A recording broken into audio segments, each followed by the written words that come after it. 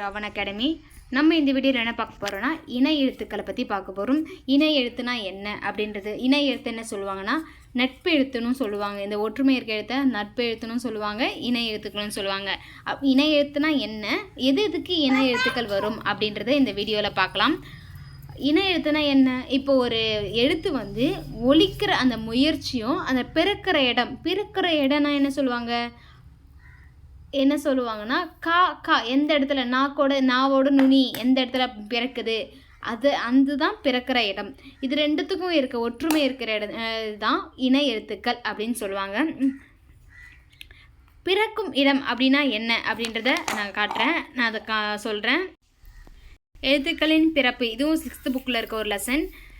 பிறப்புனா என்ன அப்படின்றத இந்த வந்து கொஞ்சம் ஷார்ட்டாக பார்த்துக்கலாம். ஏன்னா பிறக்கிற இடம் அப்படின்னா என்ன அப்படின்றது தெரியணுன்றதுக்காக இதை காட்டுறேன். பிறக்கிற இடம்னா இடப்பிறப்பு, அது ஒரு எழுத்தோட இடப்பிறப்பு எங்கே இருக்குது. உயிர் எழுத்துக்கெல்லாம் 12 எந்த இடத்த பிறக்குதுன்னா கழுத்த இடமாக வச்சு பிறக்குது.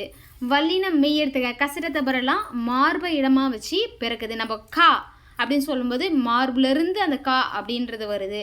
அடுத்து மெல்லின எழுத்துக்கள் பார்த்தீங்கன்னா ஞான நம்மன மூக்கு வழியாக வராமலே இருக்கும், அந்த மாதிரி இருக்கும். இடையினா எரல வழல.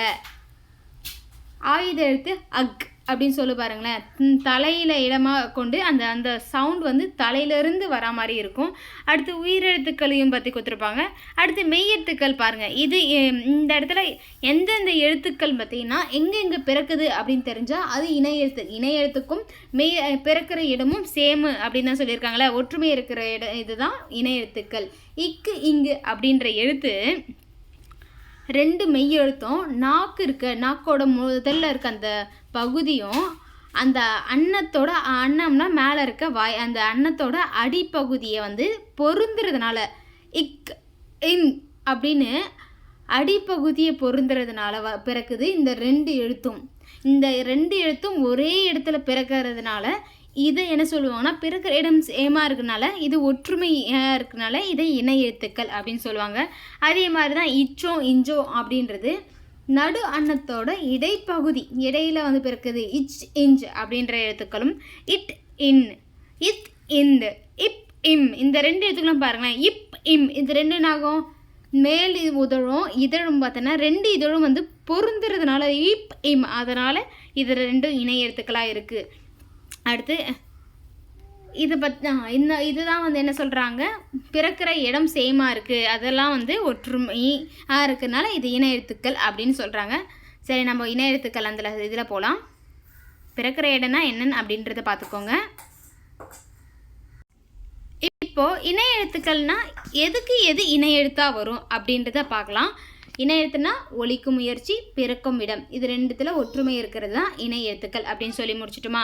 அடுத்து எதுக்கு இது இணை எழுத்து வரும்னா வல்லின மெய் எழுத்துக்கள் இருக்குது பார்த்தீங்களா. கசர தபர இக்கு இச்சி இட்டு இத்து இப்பு இரு, இந்த வல்லின எழுத்துக்களுக்கு 6 மெல்லின எழுத்து இருக்குது பார்த்தீங்களா. ஞான நமன அப்படின்ற அந்த மெல்லின எழுத்துக்கள் தான் இணை எழுத்தாக வரும். ஓகேங்களா, வல்லின மெய் எழுத்துக்களுக்கும் 6 மெல்லின எழுத்துக்களுக்கும் இணை எழுத்து. ஓகேங்களா, அடுத்து நம்ம அதில் இப்போ மெல்லினம் இடையினம் இது 2த்துக்கு இணை எழுத்து இருக்குது. அடுத்து இடையினத்துக்கு மெல்லின எழுத்து, அதாவது இணை எழுத்து இல்லையா அப்படின்னா கிடையாது. இடையின எழுத்து 6ம் வந்து ஒரே இனம் தான், அதுக்கு இணை எழுத்து கிடையாது, அதுன்றதை நினச்சிக்கோங்க. சரி, ஓகே, மெய் எழுத்துக்கு தான் இணை எழுத்து இருக்கா, உயிரெழுத்துக்கு இணை எழுத்து இல்லையானா இருக்குது, அதுக்கும் இணை எழுத்துக்கள் இருக்குது. எதுக்கு இணை எழுத்து, ஆன்ற எழுத்துக்கு அதோட இணை எழுத்து ஆதான். ஈக்கு இ, ஊக்கு ஊ, ஏக்கு ஏ, ஐக்கு ஐ, அதாவது ஐக்கு மட்டும் நம்ம ஐன்னு சொல்லக்கூடாது, ஐக்கு கிடையாது இல்லை, ஓக்கு ஊ தெரியும். ஓகேங்களா, இப்போ இந்த 2த்துக்கு பார்த்தீங்கன்னா ஐக்கு ஈயும் அவுக்கு ஊ அப்படின்னு எடுத்திருக்காங்க. ஐக்கு என்ன சொல்லுவாங்க, இ, அதோட இணை எழுத்து என்ன, இ. இது வந்து கொஷினில் எப்படி கேட்பாங்கன்னா ஐயோட இணை எழுத்து எது அப்படின்னு கேட்கலாம். இல்லையா அவ்வோட இணை எழுத்து என்ன, இல்லை ஏதாச்சும் இது பொறுத்துகளை வந்து மேட்ச் பண்ண சொல்லி கேட்கலாம். இது 4 கொடுத்து பொறுத்துகளை மேட்ச் பண்ண சொல்ல கேட்கலாம். இல்லைனா ஐயோட இணை எழுத்து வந்து எதுன்னு கேட்கலாம். இந்த மாதிரி இணை எழுத்துக்களை கொஷின்ஸ் ரைஸ் ஆகும். இல்லை இப்போது எக்ஸாமில் பார்த்தீங்கன்னா டிஎன்பிஎஸ்சி எக்ஸாமை பொறுத்த வரைக்கும் ஸ்டேட்மெண்ட்டாக கேட்க ஆரம்பிச்சிட்டாங்க. சுட்டு எழுத்துக்களே ஸ்டேட்மெண்ட்டாக தான் கேட்குறாங்க. அப்படி வேணால் கேட்கலாம். ஸ்டேட்மெண்ட்டாக கேட்டால் எப்படி கேட்கலான்னா இந்த கொஷின் கேட்கலாம். வல்லின மெய்யெழுத்துக்களுக்கும் 6 மெல்லின எழுத்துக்களுக்கும் இணை எழுத்து அப்படின்னு சொல்கிறாங்களா. இது வந்து ஸ்டேட்மெண்ட் 1. ரெண்டாவது பார்த்தீங்கன்னா ரெண்டாவது ஸ்டேட்மெண்ட் இடையின எழுத்துக்கள் இடையினம் இருக்குல்ல, இந்த எரல வழல, இது ஒரே இனம் கொடுக்காம இதுக்கு 6க்கும் மெல்லினம் வந்து இணை எழுத்துக்கள் அப்படின்னு ஸ்டேட்மெண்ட் வந்து 2 ஸ்டேட்மெண்ட் கொடுத்தா எது சரினா 1 மட்டும்தான் சரி. ஏன்னா ரெண்டாவது இடையினத்துக்கு பார்த்தீங்கன்னா இணை எழுத்து கிடையாது, அது ஒரே இனம் தான். அதுக்கப்புறம் வேறு என்ன கேட்கலாம், உயிரெழுத்துக்களில் இதுதான் மெயினாக கேட்கறதுக்கு வாய்ப்பு இருக்குது. ஆல்ரெடி இது கேட்டிருக்காங்க. ஐக்கு வந்து இணை எழுத்து என்ன அப்படின்ட்டு கேட்டிருக்காங்க. அடுத்து ஓல்டு புக்லேயும் கொடுத்துருப்பாங்க. இது 6th புக்கில் கொடுத்த இணை எழுத்துக்களை பற்றியும் ஓல்டு புக்கில் என்ன கொடுத்துருக்காங்க அப்படின்றத பார்க்கலாம்.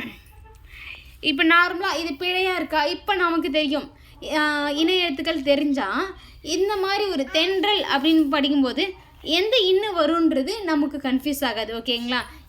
இந்த இன்னுக்கு வந்து பார்த்திங்கன்னா இந்த இரு தான் வந்து இணை எழுத்து. அப்போ ஸோ தென்றல் வர இடத்துல இந்த இன்னு தான் இந்த இடத்துல வரணும் அப்படின்றது நம்ம வந்து இணை எழுத்து படித்தா அந்த எழுத்து பிழையெல்லாம் நமக்கு வராது. இந்த கொஷினாக கூட கேட்கலாம், இது எழுத்து பிழை ஒற்றுப்பிழை இந்த மாதிரி பிழையை திருத்துக அப்படின்போது தென்றல் அப்படி கொடுத்துட்டு அப்புறமா இந்த இடத்துல கண்டம் இதில் இந்த இன் கொடுத்து இது ரெண்டுத்தில் எது சரின்னு கேட்டாங்கன்னா இதுதான் சரி. ஏன்னா டாக்கு இணை எழுத்து அந்த இன்னு தான் வரும். ஆனால் இந்த தென்றலில் வந்து பார்த்திங்கன்னா 2 சுழி இன் வரும். ஓகேங்களா. பிழை திருத்துகளில் இணை எழுத்து தெரிஞ்சால் பிழையை திருத்துக்க வந்து அது பேஸ் பண்ணி வர ஸ்டேட்மெண்ட் வந்து நம்ம ஈஸியாக வந்து அப்ரோச் பண்ணலாம். அடுத்து ஓல்டு புக்கில் என்ன கொடுத்துருக்காங்க அப்படின்றத பார்க்கலாம். அதே தான் கொடுத்துருப்பாங்க. எதுக்கு எது இணை எழுத்து அப்படின்றத கொடுத்துருப்பாங்க. இக்குக்கு அதாவது கா அப்படின்றதுக்கு இங்கு, அப்போது சிங்கம், தங்கை அப்படின்றத எடுத்து கொடுத்துருவாங்க. இஞ்சி மஞ்சள், சாக்கு இஞ்சி வந்திருக்கான். அடுத்து இணை எழுத்துக்களை என்ன சொல்லுவாங்கன்னா நட்பெழுத்துக்கள் அப்படின்னு சொல்லுவாங்க. இதோட இணை எழுத்துக்கள் முடிஞ்சிருது. இணை எழுத்துக்கள்லாம் ஒன்றும் கிடையாது. இதை தாண்டி இது கொஷின்ஸ் வந்து எதுவும் கேட்க வாய்ப்புகள் அதிகம் கிடையாது. 6th புக்கில் இருக்கிறதே போதுமானதான். அடுத்த வீடியோவில் இதோட ப்ரீவியஸ் இயர் கொஷினை வந்து அனலைஸ் பண்ணலாம், எப்படிலாம் கொஷின் கேட்டிருக்காங்க அப்படின்றது. தேங்க்யூ. அடுத்த வீடியோவில் ப்ரீவியஸ் இயர் கொஷினோட பார்க்கலாம். Thank you friends.